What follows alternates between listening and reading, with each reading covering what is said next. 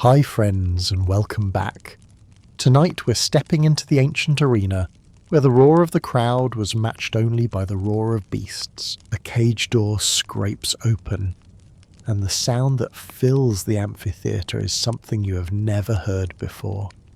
A deep, earth-shaking bellow that makes even the most hardened fighters grip their weapons tighter.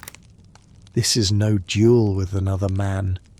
You're about to face the creatures the Romans brought from every corner of their empire. Animals so strange, so powerful that even today it's hard to imagine them prowling the sand of an arena.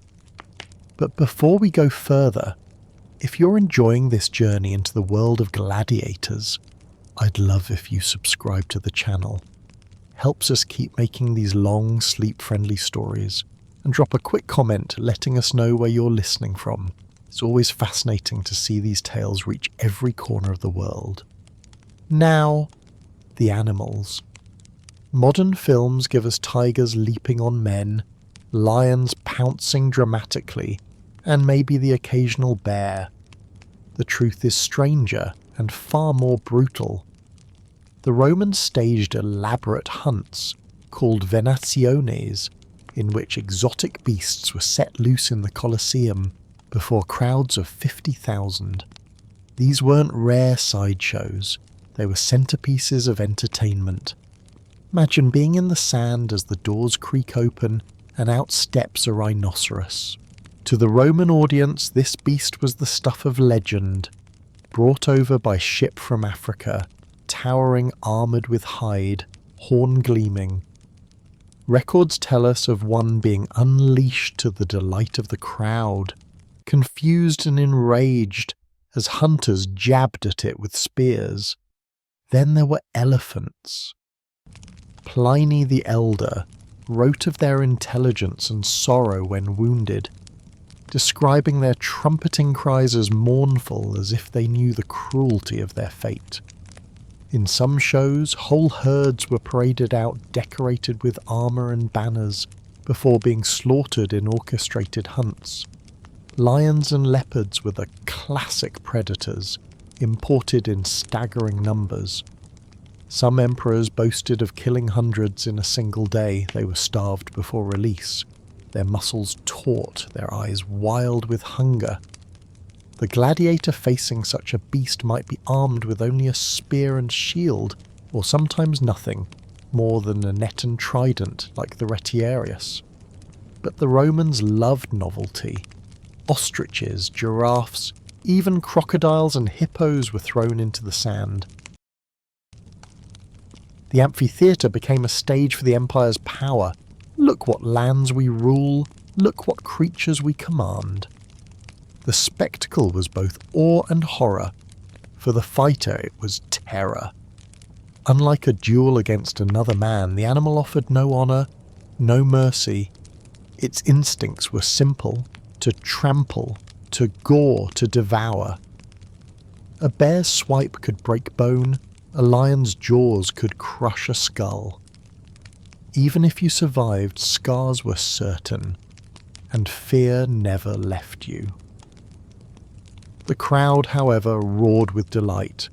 They saw not the risk, but the triumph of man over nature. Hunters known as bestiarii specialised in these combats, trained not only to kill but to put on a show, taunting the beast, dodging close calls, raising their spears high at just the right moment so that 50,000 throats erupted in cheer. Films rarely show the scale. It wasn't one lion. It could be dozens, driven into the sand together, clashing with each other in their panic as gladiators waded in among them.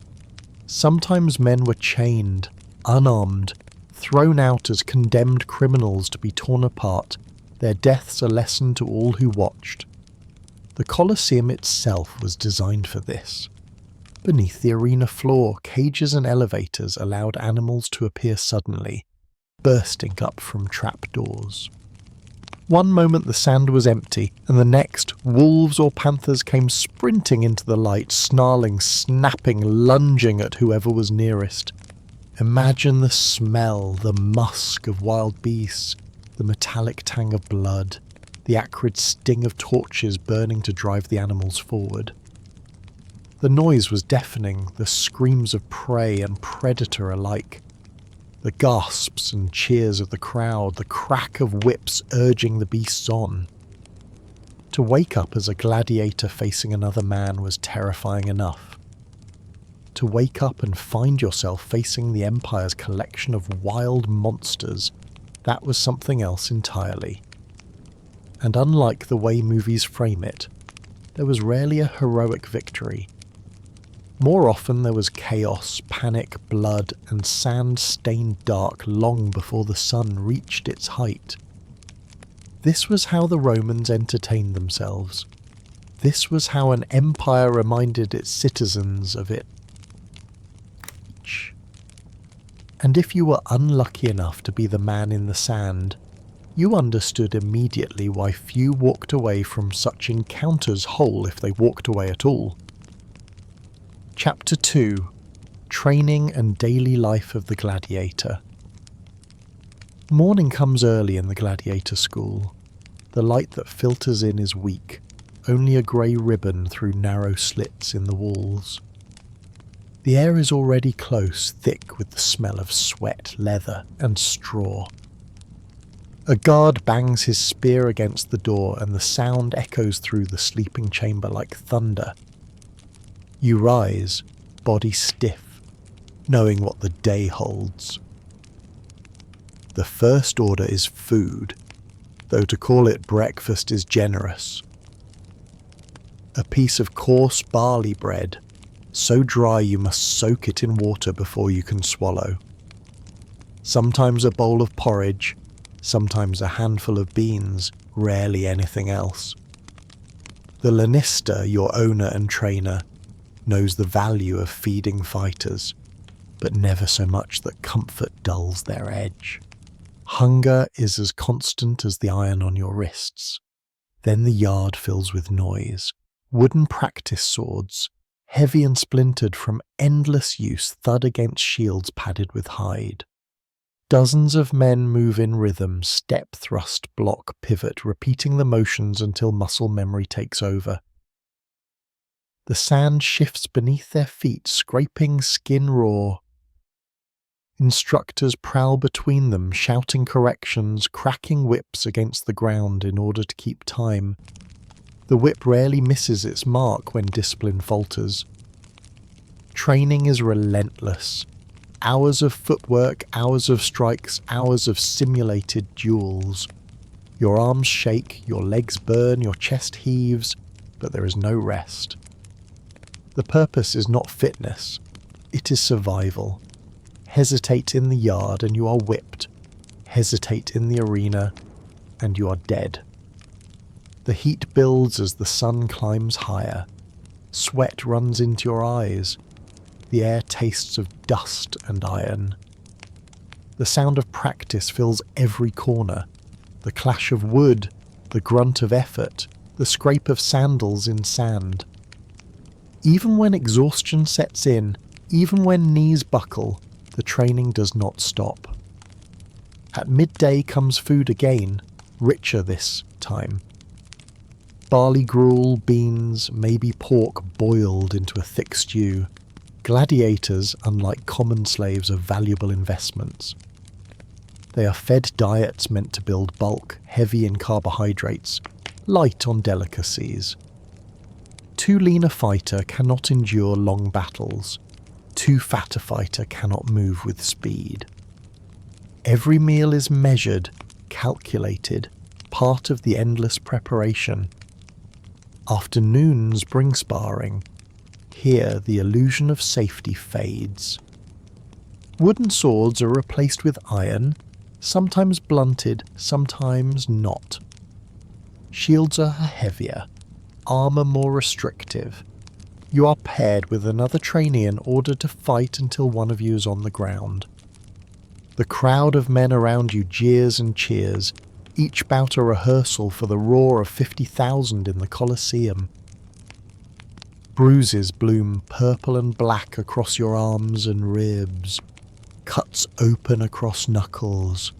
blows knock the wind from your lungs.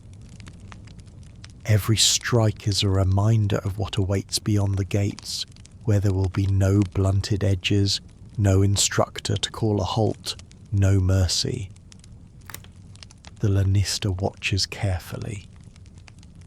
He studies each man, noting strengths and weaknesses, deciding who will live long enough to bring him profit and who will bleed out on the sand at the first trumpet blast. Your life is not your own, it is an investment, measured in denarii calculated against the price of bread and oil. Evenings bring little reprieve. The body aches, yes, but the mind is not free. Some men sit sharpening weapons, though they are forbidden to keep them in their cells. Others whisper about upcoming games, about rumours of who will be chosen. Stories are told of champions who won their freedom, though for most it is myth. The reality is written in scars. When night finally comes, you lie back on straw that scratches your skin. The room is filled with the sound of coughing, groaning, muttered prayers. A few laugh, defiant even in chains. Others stare silently at the ceiling, lost in dread of the day their name is called. Sleep is shallow. Dreams are filled with the crack of the whip, the clash of steel, the roar of crowds that are not cheering for you but for your suffering. You know in your bones that tomorrow will be the same as today, and the day after, until the moment the gates open and the real test begins. This is the life of a gladiator before the fight even starts, a life where every hour is training, every breath preparation, and every sunrise a reminder that you are both a weapon and a commodity, shaped not for yourself but for the spectacle of others. Chapter 3. Famous Gladiators, Fact versus Fiction. When people today picture a gladiator, the image is familiar, a lone warrior in polished armour, stepping into the arena to fight for honour and freedom. Hollywood has fed us a steady diet of these tropes. Russell Crowe's Gladiator, cartoonish helmeted fighters, roaring victories and the promise of emancipation after one final battle. The truth, as always, is more complicated, more brutal, and often stranger than fiction. The names of real gladiators were not just legends but living advertisements. Graffiti scratched into walls across Pompeii and Rome record their victories, their appearances, even the crowds that adored them. Celadus the Thracian, one such inscription reads, is the heartthrob of the girls. Imagine it, a fighter known not for a noble speech but for how his sweat-soaked body looked under torchlight. The Roman public loved gladiators like we love modern celebrities. Fans cheered their favourites, carved their names into walls, and paid money to see them perform again. But behind the fame was suffering.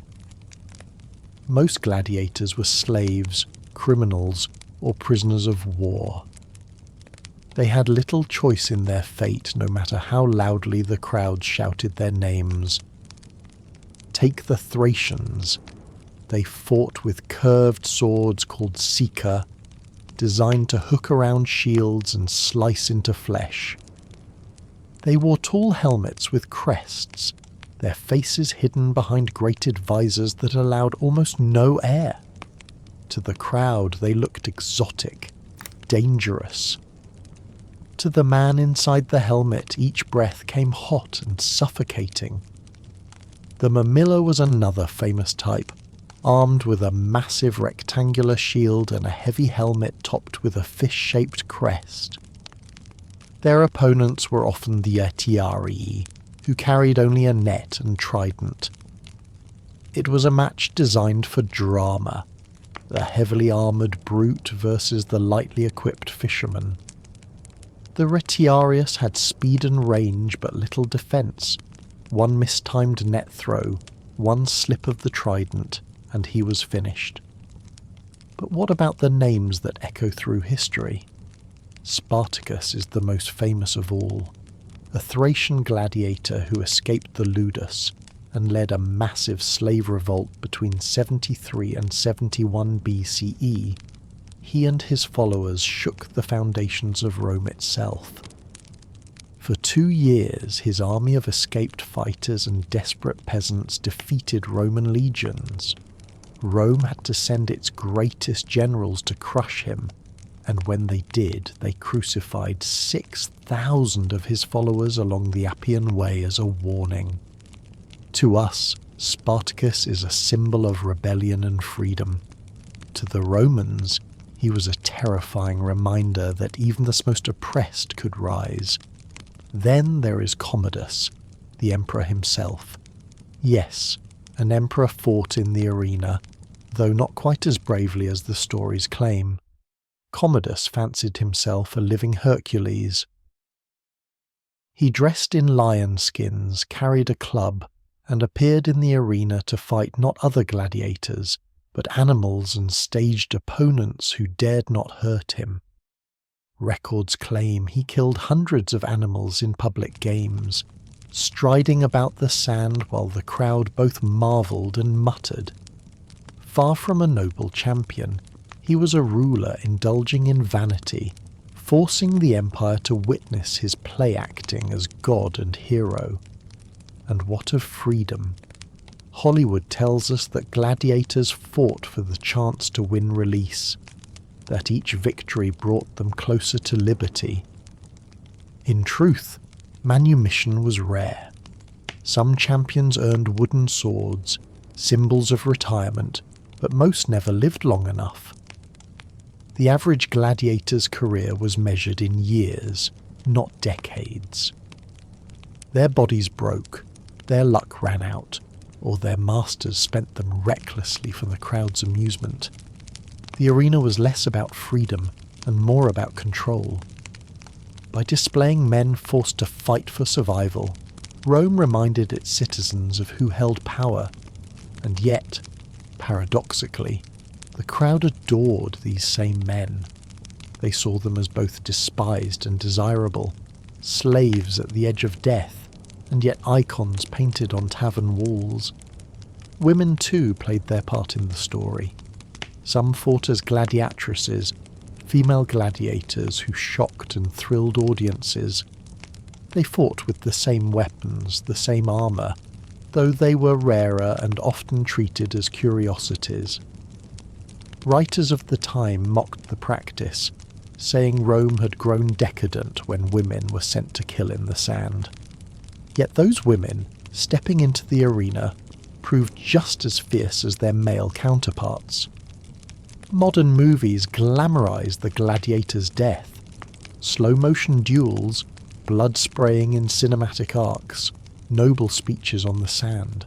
The reality was uglier. Death was quick, messy, often humiliating. A slip, a stumble, a spear through the gut. The fallen man's fate rested not in his skill, but in the crowd's appetite and the emperor's mood. Thumbs up or down was never a literal gesture, but the message was the same. The gladiator lived or died for the pleasure of others. And then there are the myths. Gladiators were not always pitted to the death. Many bouts ended when one man was wounded or yielded. Killing every fighter was wasteful for their owners, but the danger was always present, and the line between performance and execution blurred constantly. Some matches were for sport, others for punishment.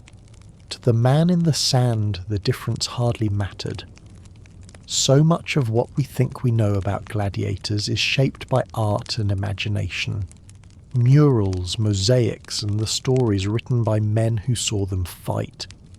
But strip away the myths, and you find human beings, slaves, prisoners, criminals, forced into roles that were half athlete, half execution victim. Their lives were theatre, their bodies disposable, their stories written in scars and blood. yet they endure in our minds, because there is something magnetic about them, something both horrifying and compelling. They were men and women who stood in the sand before tens of thousands, facing death with steel in their hands and no guarantee of survival.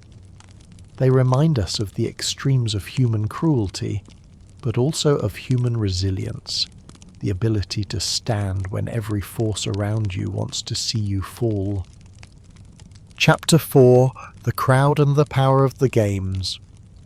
Step inside the Colosseum, not as a fighter, but as one of the tens of thousands who filled its tiers. The structure itself is staggering. An oval of stone and marble, towering stories high, casting its shadow across the city. The noise hits you first. A low rumble, 1,000 voices merging, swelling, breaking into cheers. Rome has gathered, from senators to beggars, from slaves to the emperor himself.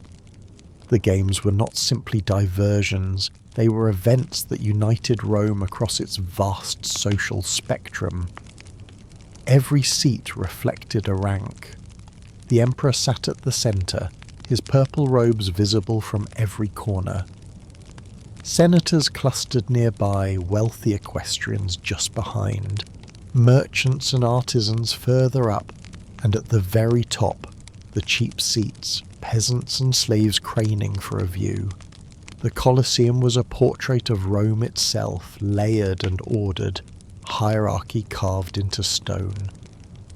And yet, for all its order, the crowd had power. A wounded gladiator did not look to his opponent for mercy. He looked upward, to the stands. Voices merged into a verdict. A roar for mercy meant a chance to live. A demand for blood meant death. Emperors listened carefully, for the roar of 50,000 Romans could shake the very foundations of power. The day of games began with a procession. Trumpets blared, banners waved, gladiators marched in gleaming armour. Behind them came hunters, bestiari, and exotic animals paraded from cages, lions from Africa, leopards from the east, bears from the northern forests. The parade was Rome's boast. Look what lands we rule, look what wonders we command. The people saw their empire reflected in the sand. Condemned criminals were executed in grotesque ways, burned alive, thrown to animals, or forced to reenact myths in deadly fashion. Naval battles were staged when the arena was flooded, ships clashing before astonished eyes. The games were not a single act, but a day-long feast of sensation. For many Romans, the games were irresistible. Graffiti from Pompeii shows adoration for particular fighters. Crescens, the Thracian, is the delight of all the girls. Betting was rampant, coins changing hands in stairwells as odds shifted. For the crowd, this was not just theatre, it was sport, gambling and social life rolled together. But not everyone was swept up. Some writers condemned the games as moral corruption. Seneca wrote of the cruelty of the crowd, how bloodthirst dulled compassion. Juvenal mocked the people, saying they cared only for bread and circuses, content to be distracted from politics so long as their stomachs were full and their eyes entertained. Still, emperors knew the power of spectacle. Titus inaugurated the Colosseum with 100 days of games, thousands of animals slaughtered, countless gladiators fighting. Trajan later staged shows with 9,000 fighters. Each event was a statement of wealth, dominance, and control. To deny the people their games was to court rebellion, to give them blood was to secure their loyalty. As the sun sank lower, anticipation built. The great matches, pairings of champions, were saved for last. The arena floor, already stained and trampled, became a stage for the day's climax. When two famed gladiators clashed, the Colosseum thundered like a living thing, voices echoing against the stone. Victories were immortalized in mosaics, defeats whispered in taverns, legends born in real time. Imagine standing there shoulder to shoulder with the crowd, feeling the stands tremble with the force of their cries. Imagine 50,000 voices deciding life or death with a gesture, their collective will louder than the emperor's command. The games were not merely Rome's entertainment, they were Rome's heartbeat, pulsing with cruelty, spectacle and power. Chapter 5: Life Beyond the Arena. To understand gladiators, you can't stop at the sands and men. The arena did not exist in isolation. It was the beating heart of Roman culture, tied into politics, economy, philosophy, and daily life. If you woke up in Rome, you would see that the shadow of the games stretched into every street, every household, every marketplace. For the average citizen, the promise of the games was constant. Rome was a city of over 1 million souls, crowded into narrow alleys, living in apartments that leaned dangerously against each other. Fires raged through neighborhoods, food ran short, tempers flared. Yet there was always a promise: the games will come. A festival, a celebration, a holiday, moments when the gates of the Colosseum opened and all of Rome poured inside. Attendance was free. The cost was borne by the state or by ambitious politicians who used the spectacle as an investment. Bread and circuses, Juvenal mocked. Feed the people, distract the people, and they will not riot. And in truth it worked. The games were as much a pressure valve as they were entertainment. Crowds that might riot in the forum instead cheered in the amphitheatre. Hunger was forgotten in the heat of spectacle. For politicians, the games were tools. Aediles and magistrates sponsored them to win votes. Generals staged them to celebrate as triumphs, parading prisoners before they were sent into the sand. Emperors wielded them as weapons of control. Titus inaugurated the Colosseum with 100 days of games, filling the arena with animals, fighters, and executions. Trajan staged contests with 9,000 gladiators. Each event was a message. Rome is strong, Rome is generous, Rome rules all. But beyond politics, the games shaped identity. To be Roman was to revel in them, to cheer at courage, to mock weakness, to watch men and beasts clash. That was part of belonging. It was spectacle but also ritual. When gladiators fought, Rome saw its own virtues reflected: discipline, endurance, dominance. Even in chains, even as slaves, these fighters became emblems of what Rome valued. Children absorbed the culture early. They played at gladiators in the streets, turning sticks into swords, shields into scraps of wood. They mimicked the cries of the arena, rehearsing the gestures of life and death they had seen in the stands. Merchants capitalized on it, selling lamps stamped with fighters' images, cups decorated with their names, dice carved with gladiator symbols. Villas in Pompeii had mosaics of jewels laid into their floors. The games did not end when the crowd left the Colosseum. They followed Rome into its very homes. And yet unease rippled through the empire. Philosophers like Seneca wrote with dread. He described attending games and leaving shaken, not by the fighters, but by the crowd. Kill him, lash him, burn him, they cried, hungry for blood. Seneca warned that cruelty was contagious, that to cheer for suffering was to become less human. His words echo even now, a reminder that Rome's glory carried rot beneath its surface. Religions clashed with the games. Pagans saw them as offerings to the gods, a spectacle to honour divine order. But early Christians rejected them outright. To them, the games were idolatry and murder, proof of Rome's corruption. Some Christians were thrown into the sand as punishment, torn apart by beasts before the jeering mob. Others wrote defiantly, calling the arena Satan's theatre.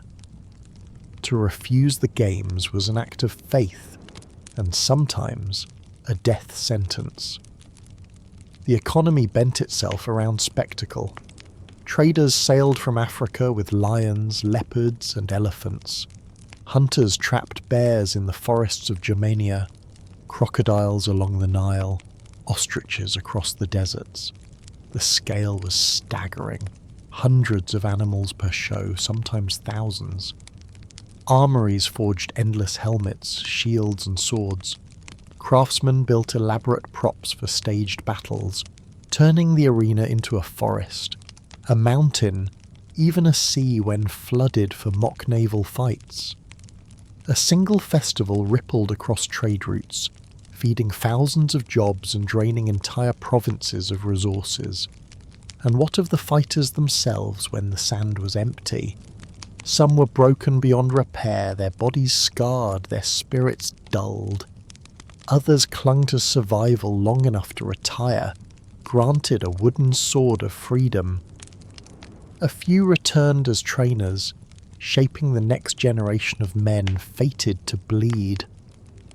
Their names might live on in graffiti or mosaics, but most disappeared, washed away like blood in the sand.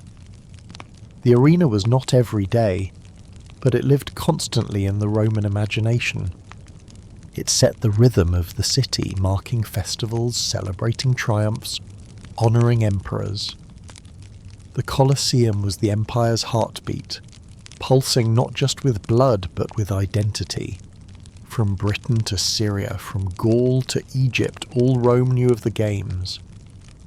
They bound the empire together through shared spectacle, a common story told in sand and steel. For the ordinary Roman, the games were life's bright thread, glittering even as the city groaned under its weight. For the powerful, they were a lever, a tool, a weapon to hold the masses. For the thinkers and the faithful, they were a shadow, proof that greatness could carry cruelty, that glory could hide rot. And for the gladiators, they were everything, their prison, their stage, their only path, whether to fame, to scars, or to death. To live in Rome was to live with the games, whether you sat in the nosebleed seats, whether you sharpened a sword in the barracks, whether you prayed against the cruelty of it all. The Colosseum was Rome's mirror, and what it reflected was both magnificent and monstrous. Chapter 6: The Decline of the Games and Their Legacy. By the 3rd and 4th centuries of the Empire, the roar of the Colosseum was still strong, but cracks were beginning to show. Rome had been staging gladiatorial games for centuries, and though the appetite for blood remained, the empire itself was changing. The cost of the games grew staggering. Each festival consumed fortunes. Animals captured across continents, ships laden with supplies, armories producing endless weapons. The empire's borders stretched thinner, its coffers strained. Feeding the people with bread and entertaining them with circuses was still politically powerful, but the burden weighed heavy. Emperors continued to indulge. Commodus fought in the arena, parading as Hercules. Later rulers staged spectacles to prove their generosity, but fewer could match the scale of their predecessors. The grandeur of Titus's 100-day opening games became increasingly impossible to replicate as crises mounted, plagues, invasions, civil wars. Religion too began to shift the ground beneath the games. As Christianity spread through the empire, the old justification for the spectacles faltered. Pagan Romans had seen the games as offerings to the gods, demonstrations of cosmic order. Christians saw them as sin. Writers thundered against them, calling the arena a place of demons, cruelty, and false worship. Stories of martyrs thrown to lions circulated, adding to the image of the Colosseum as a place of persecution and corruption. By the early 5th century, pressure mounted. In 404 CE, the Emperor Honorius issued an edict banning gladiatorial combat after a monk named Telemachus leapt into the arena to stop a fight and was killed by the enraged crowd.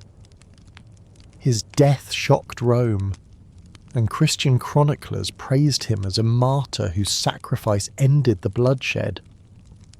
In truth, the games did not vanish overnight, but they dwindled. Without imperial support, without the old pagan framework, they became relics rather than Rome's heartbeat. Yet the legacy remained. The Colosseum still stood, its arches towering even as weeds grew between its stones. People remembered the names of champions, whispered stories of Spartacus and Commodus. Children played at gladiators in alleys long after the real contests had ceased. The memory of blood was too deeply ingrained to fade quickly. The decline of the games mirrored the decline of Rome itself. Once they'd been proof of the empire's wealth and power, but in the end, they became symbols of its excess and its cruelty. Rome could not sustain the expense, could not justify the slaughter, could not reconcile the games with its changing faith. The roar of the crowd became a ghostly echo, fading into silence. But history never truly lets go of gladiators. Medieval scholars puzzled over the ruins of the Colosseum, imagining it as a temple rather than a theatre of blood. Renaissance artists studied its architecture, inspired by the bones of empire. In the modern world, gladiators live again in books, films, and television, where they are recast as heroes, rebels, or tragic figures. The irony is sharp. Men and women once despised as slaves, criminals, and expendable fighters have become immortal in our imagination. Their names survive longer than the senators who condemned them, longer than the emperors who watched them die. Celdus the Thracian, Flamma the Syrian, Spartacus the rebel. These names echo where the roar of the Colosseum has fallen silent. Their legacy stretches into our culture in ways we barely notice. We cheer at sports arenas, our stadiums modelled on the amphitheatres of Rome. We idolise athletes, their names emblazoned on walls and merchandise, not so different from the graffiti of Pompeii. We dramatise violence in films and games, consuming spectacle as eagerly as any Roman citizen once did. The gladiators remind us of the thin line between entertainment and cruelty, between admiration and exploitation. They were forced to bleed for the crowd, yet they achieved a kind of immortality through that very suffering. Rome may have silenced its arenas, but the echoes have never fully faded. And so, as the dust settles over the Colosseum, as the arches crumble and the sand lies empty, the story of the gladiators lives on, not just as history, but as myth, cautionary tale, and spectacle reborn in new forms. Their world was brutal, their fates cruel, but their memory is enduring. In their scars, Rome wrote its most unforgettable theatre. Chapter 7, Echoes of the Arena. Even after the last gladiators fell silent, the Colosseum stood like a ghost on the skyline of Rome. Its arches framed the sky, its stones blackened with soot and time. Grass grew in the cracks, goats wandered its lower levels, and the once echoing roar of 50,000 throats was replaced by silence and birdsong. Yet to anyone who stepped into its shadow, it still radiated power. In the Middle Ages, people could not imagine what purpose such a building had served. Some called it a fortress of giants, others believed it was a temple to the gods. How could such a vast structure have been built simply for entertainment? The truth, that it had been a stage for slaughter, was too appalling, too alien to comprehend. Instead, myths filled the silence, as they often do when memory falters, but the memory of the games was never fully lost. In hushed stories, the gladiator lingered. Medieval monks wrote of the Colosseum as a site of martyrdom, where Christians had been thrown to beasts. Pilgrims prayed among its ruins, seeing holiness where blood had once been spilled. To them, the arena was no longer Rome's pride, but its shame, proof of what happens when cruelty becomes custom. When the Renaissance dawned, artists rediscovered the Colosseum. They sketched its arches, studied its engineering, marvelled at its scale. The stories of gladiators revived alongside it. Writers debated whether the games had been tests of courage or spectacles of vice. Petrarch stood among the ruins and felt awe, imagining the crowds, the banners, the roar that had once filled the air. To him, the Colosseum was a bridge between the living and the dead, a reminder that even empires fade but their scars endure. By the 18th and 19th centuries, the gladiator had become romanticised. Painters depicted lone warriors kneeling in the sand, nobility in their eyes even as death loomed. Poets wrote of Spartacus as a rebel hero, reshaping his desperate uprising into a tale of liberty and defiance. Victorians, obsessed with morality, used the gladiators as symbols, to some proof of Rome's decadence, to others examples of bravery and sacrifice. The same figures who once died in obscurity were reborn as tragic legends. And in the modern age, the echoes only grew louder. Our stadiums mimic the amphitheatre. Our sports heroes are elevated like the champions of old. Faces on walls, names on every lip. Fortunes won and lost on their performance. We still gather by the tens of thousands to watch physical contests, to cheer, to groan, to lose ourselves in spectacle. The difference is that our athletes compete for money and fame, not survival. But the energy, the ritual of crowd and performer remains hauntingly similar. Films and television keep gladiators alive in our imagination. They stride across screens as warriors of honour, rebels of conscience, martyrs of empire. The blood is fake, the sand digital, but the fascination is real. We retell their stories again and again because something about them resonates. The courage to face death, the cruelty of spectacle, the strange immortality of fame born from suffering. In truth, the gladiators achieved something their masters never intended. They became immortal. The senators who scorned them are forgotten. The emperors who condemned them are little more than names in dusty chronicles. But the gladiators, slaves, criminals, prisoners of war, have outlived them all. Saladus the Thracian, Flamma the Syrian, Spartacus the rebel. These names echo where once only silence remained. Their legacy is a mirror. It shows us how thin the line is between admiration and exploitation, between sport and cruelty. We may not spill blood in the sand, but we still hunger for spectacle, still idolize those who step into the arena, whether it is made of stone grass or screens. Epilogue: if you woke up in Rome.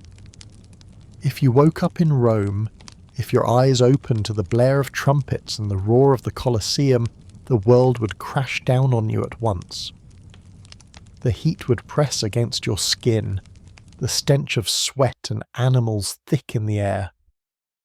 You would feel the sand shift under your sandals, hear the rattle of chains and see faces, tens of thousands of them, staring down from the stands.